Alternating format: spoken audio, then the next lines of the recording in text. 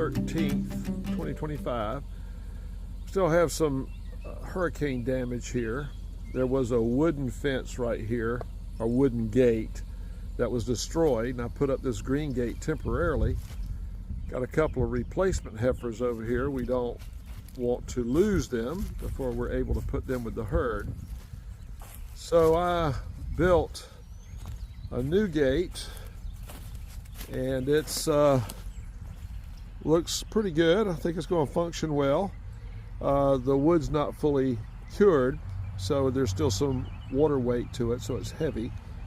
And as they used a 4x4 post on the original gate, I am going to replace it with a 6x6 post that will be more substantial and tied in with the regular fence with 2x6s.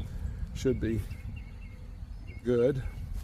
What we do over here, this is what we call pecan orchard number 2, and when we have, it's right next to our horse barn, and when we have a wedding, we mow the grass here and stripe it with athletic field paint and for parking, and then the folks park here and come through this gate and cross over to the venue barn, which is usually really decorated real nice, and you know, and they have their reception here, and their wedding can take place any place on the farm, and they want to set up the church pews and benches that we have for them. So anyway, this is a little project for today. This little gate here is very important for weddings and for cattle. So let's see what we can get done here. I'm going to pull the truck and trailer and try to block this area off right here, so that as I work, I'm going to have to take this fence completely down from this post all the way over to this post over here somewhere. Where's my finger? Anyway, and I don't want the cows or the heifers to get out while I'm working on this project, so I'm going to pull the truck and trailer here to try to block it off. So we pull the truck and the trailer up to try to block that area off, and now we can start the demolition project, or the demolition part of this project, and then we can put it back together.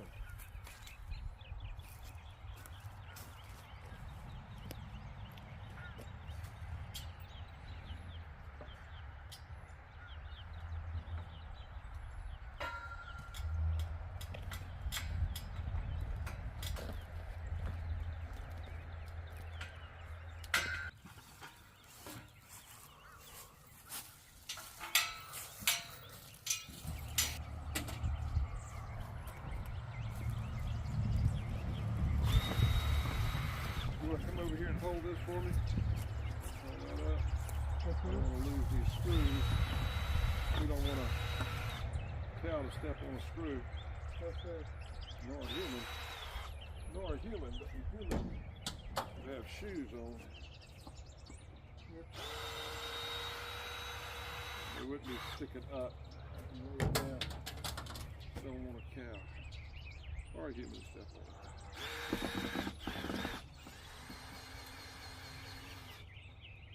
Okay, put this piece right over there. We'll make a stack of bad stuff. Okay, so we have the boards off.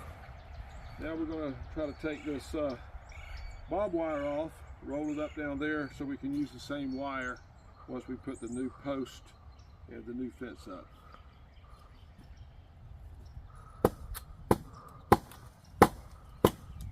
So we have the bob wire off now. This post probably isn't going to be too hard to take out. The problem is going to be making the old hole larger around and deeper to take care of that 6x6 post. I'm concerned about the tree roots of that tree. I do have an auger that goes on the back of the tractor. I hope to not have to do that. Okay, that's the easy part. That was not good. I have a tendency to throw things instead of just place things. Not a good deal. So, taking the old post out was easy. Now to dig this hole large enough to put that new post in, we'll run a string across to make sure we get that post exactly where we want it at the right height. And we'll go to cooking. How's it going? You're going to check your depth? Go for it. This is when you find yourself grateful for Justin Chad Hewitt at 72. How old are you now, Justin? 36? I am 38. I'll be 39 in September. Wow, almost 39. You're catching up with your older brother. Two older brothers. One of them's 49 just this month. Anyway, at 72, this side of the camera is a lot easier to deal with. And I got Justin over there helping get that hole. Where are you? Not sure. It's hard to read that. Hard to read the depth. What are you trying to get to? You said 40 what? 42. 45, yeah. 45 inches. You about 36. Go on, you got another 8 inches or so. All right. All right. Now, one option for us is to put the post in, cut some of the top off. Truth is, it's a pretty heavy gate, so the more post that's in the ground, the more stable it's going to be.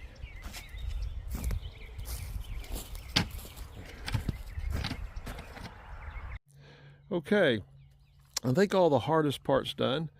The post is straight up and down and level, front to back, side to side. Now we need to get the gate in position and then attach it and get the fence rails, attach them, and then pull the barbed wire back across. And we will have a completed project. So from the driveway, it looks like this. Okay, so let it open there, Justin. There's a problem, you know, it's not perfect, but you know, it's a learning curve. It's not like I build gates for a living. Here's the problem. All right, Justin, go ahead and shut it. When you come inside the pecan orchard, I think this is the prettier side of the gate. I like the hinges.